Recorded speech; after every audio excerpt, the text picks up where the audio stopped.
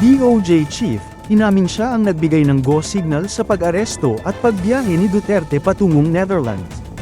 Inamin ni Department of Justice Secretary Jesus Crispin Remulla na siya mismo ang nagbigay ng legal na basbas para ihain ang warrant of arrest mula sa International Criminal Court laban kay dating Pangulong Rodrigo Duterte at upang ihatid ito sa The Hague, Netherlands para harapin ang kasong Crimes Against Humanity.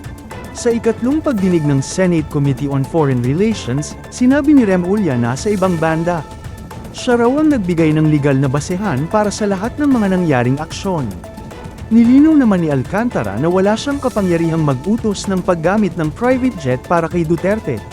Ayon sa kanya, limitado lamang ang kanyang mandato sa pakikipag-ugnayan sa mga law enforcement agency hinggil sa pag-aresto na iniutos ng International Criminal Police Organization o Interpol.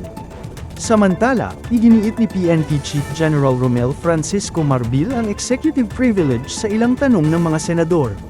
Dahilan para siya'y sermonan ng dalawang mambabatas. Hindi rin nagpatinag si Remulla at mariing sinabi na tila sila'y binubuli sa nasabing pagdinig.